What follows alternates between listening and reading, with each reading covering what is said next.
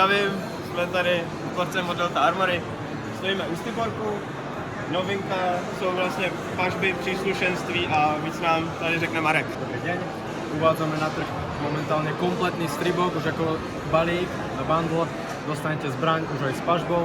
Momentálne máme k dispozícii dva druhy pažby. Je to táto minimalistická s tým, že sa delí na túto takú trošku skosenú a jednu takúto rovnú. To je jeden budget, jeden bundle stále. Ako druhá máme takýto UMP style, že UMP pažba klasická, takisto dostupná spolu so zbraňou ako bundle. Čo sa týka vnútra stribogov, máme tri verzie, jedna je štandardná, potom je upgradeovaná a ďalšia je Diamond Grade, to je vlastne tá najvyššia. To je robené, zostrojené v Európe, a našimi technikmi ďalšími. Vo vnútri sa skladá pri tom Diamond Grade engine, brushless engine od Warhead Industries, 35 000 otáčkový. Vo vnútri čo máte trysku, hlavu valca, hlavu piestu, samozrejme valec, je všetko hliník na obrobený CNC. Takisto sa tam nachádza Eagle ETU procesorová jednotka. Kola jsou klasiky od Delty? 16:1. 16:1. A tam jsou už ty CNCčkový, nebo áno, ještě? Pri tom Diamond Grade upgradeovanom je CNCčko. Super. Pri štandardný. Tam jsou ještě ty lisové práškový. Super, tak to bychom měli asi ke Stiborku. Ešte kým sme pri tomto stribogu, v druhej polovici tohto roku, možno na konci tohto roku chceme uviezť na trh GBBR stribok. Poháňaný vlastne Gringasom. Komponenty už vieme, od koho budeme brať, ale zatiaľ to musím držať v tajomstve. Takže... Jo, to chápu. To držíme palce, na to se určitě těším. Pak vím dál, že máte nový Frey, jestli bychom se mohli podívat. Tady právě no, hexagon předpažbí, že jo, to je novinka. Tak. Skeletonový těla, frézovaný jsou novinka. Já si jim dáme zásobníček, ať to jde vidět, že je to fakt skrz. Ty se opravdu povedly, ty jsou krásný. Dostali jsme vlastně informaci, že uděláte nový CNCčkový přepínače, vypoušťáky a tak dále vlastně v tom designu té Delty, že tam budou vidět ty prvky. Správne. Ako si povedal, toto bude CNCčko rovnako ako zbraň, celá sama o sebe. S tým, že spravíme veľký upgrade, s tým, že dostaneš out of box zbraň, s tým meníme procesor za Bluetoothový, čiže opticko-magnetický, klasické aplikácia do telefónu, spojenie pomocou Bluetoothu, už nie je to klasické naše nastavovanie cez trigger, ale už je to cez Bluetooth komunikáciu. Čo sa týka, máme nový gearbox, volá sa Golem. Nie je to hliník, ale je to zinok, zosilnený, je to kompletne zosilnený. Vydali sme vlastne materiál 7 na 7 do týchto dvoch častí, plus sú iné rádiusy, to znamená, že či nie, to nie je 150, ja si myslím, 140 bude akurát, hej. Dneska je to 150, už je zbytečné. Úplne je to zbytečné. Ja sa naladím na 140. To znamená, že my v podstate tieto mechaboxy budeme montovať do všetkých našich zbraní, ale neovplyvní to cenu. Super, tak To znamená, že my budeme v podstate to dávať dovnútra. Myslím, že samozrejme nebude to naraz, pomaly sa tie moduly obmieniať, ale nechceme v podstate nám robiť nič s tým, iba to už bude vlastne náš Golem Delta Armory. Čiže keď to bude zbraní, tak to bude logované len ako Golem Delta Armory, ale ten diel sa bude dať kúpiť aj samostatne. Ja si myslím, že tohle je fakt jako krok správnym směrem. A potom tam už budú všetky tieto popisky a tak ďalej, ako to vidíte. To je opravdu super. To znamená, že Spekna přišla s tím éterem, to je něco podobného, a myslím si, že tohle je fakt krok správným směrem, aby ta konkurence byla zdravá. áno, samozrejme tam sa bude dať, je to kompatibilné s SUV-mi a tak ďalej, rýchla výmena struny a všetky tieto veci, ktoré sú overené a fungujú, tak tam budú, jasné, nevymyslené koleso, keď už vymyslené, ne? Tak. To znamená, že toto je tá téma, s tým, že vlastne ten mechabox je postupne nahradiť tie štandardné, čo to máme teraz. Tým nič není, akože oni fungujú všetko. A co se týká vnitřku, tak zůstávají díly, co jsou třeba ve Freje. Zostáme. Akurát potom Freja ešte bude druhá polovica roku, bude generácia 3.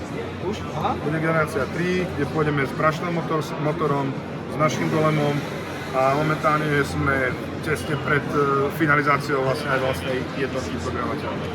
S tým, že ešte pridáme brushless engine. Nepoviem značku, viem ju, ale dobrý, a aby sa nezmenila cena zbrane nejako rapidne vysoko. Chceli sme sa priblížiť tomu, aby sme tú cenu zbrane držali tej generácie 2 práve. maximálne nejaký odskok 10%, čo pri tých 260 robí nejakých 26 €. Stále je to do toho budžetu 300 €. Těch HPAček, jestli nám řekneš, co je vevnitř za engine použitej, Tak. po případě třeba něco k hlavní asi by lidi zajímalo. Tak hlavne klasická, ako poznáte pri našich všetkých, je to zliatina. Vo vnútri sa nachádza engine, momentálne už sme presedlali iba na Pulsar D2 od Gateu. Predtým rok sme mali aj disponovali teda naše zbranie Pulsar H, čo je single solenoid, ale bolo tam dosť problémov, ktoré si aj Gate sám priznal. My sme na to prišli, mali sme nejaké niedobré ohlasy na ten engine zo strany zákazníkov, keďže my sme značka, ktorá nepočúva samých seba, ale počúvame práve tých zákazníkov, tak sme spravili krok k tomu posunu a všetky zbranie, čo sme mali single solenoid, sme vlastne vrátili do Gateu a prerábame to práve na tento dual solenoid. Si myslím, že opravdu krok správným směrem. Klasická Eagle séria, s tým, že vlastne máme nový dizajn, je to karbon, akože je to polymer, imitácia karbónu, ako vidíte, máte to v rôznych farebných variáciách. V dlouhých vlastně jsou. Áno, tak.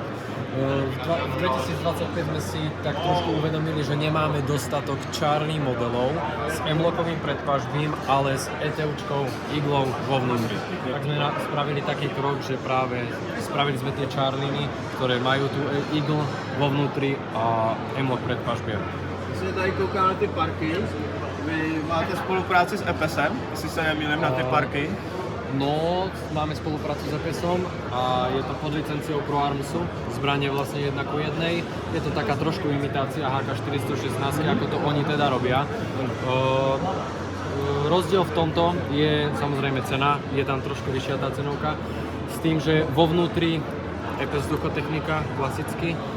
Čo sa týka ozubených kolies, je tam pomer 13:1, čiže sú tam rýchlejšie. Motor je tam vysokorýchlostný. Čo sa týka vonkajška tela, telo samo o sebe a predpažbie, není CNC finišované, ale je to jeden blok hliníka a do ňoho priamo obrobené na CNC strojom. To je preto tá zbraň je trošku mohutnejšia, trošku ťažšia, je to ten pocit tej reálnej zbrani. Máme tady vlastně sérii Glocků, by se dalo říct. Veškerý, tady mám zrovna Gringas v ruce. Nevím, jestli máte COčkový. Nie, zatiaľ len Gringas. Zatím je Gringas.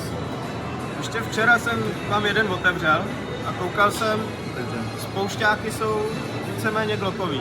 Jakože kompatibilita by tam měla být, co jsem na to koukal.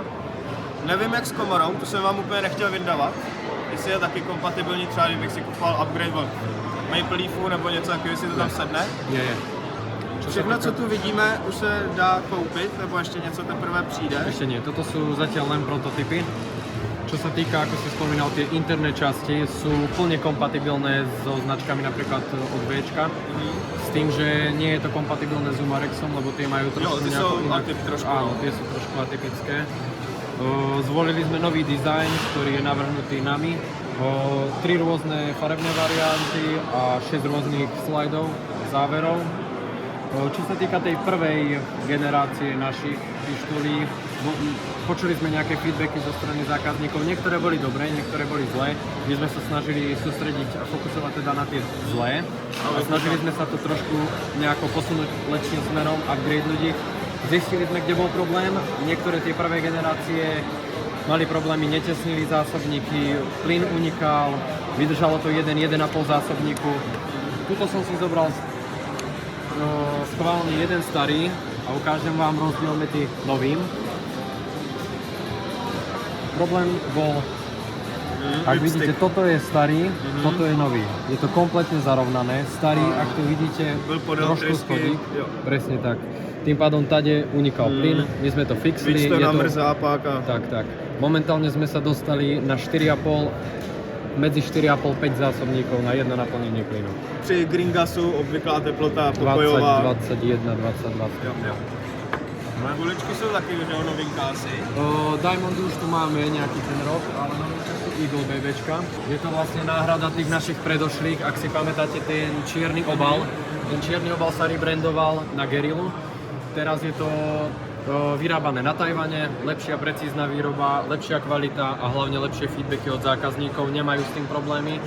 veľa aj veľkoobchodníkov za nami prišlo, že tieto guličky sú naozaj kvalitné, používajú, predávajú sa, ani im neprišiel nejaký zlý feedback na to.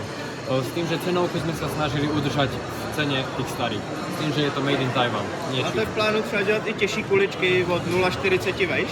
Už do 0,43 zatiaľ. Do 0,43. Zatiaľ. OK. Aj tieto budú igle, takisto ako Diamondy, polkilové, 1000 kusové a tieto takéto štandardné kilové. Takisto tracery, bio tracery. Všechno v různých variantách. Tak. Super, každý si vybere. Od 20 až po 0,43. Já si myslím, že každý si přijde na to svoje. Tak jo, děkujeme. Ďakujem. Příští rok se snad těšíme znova.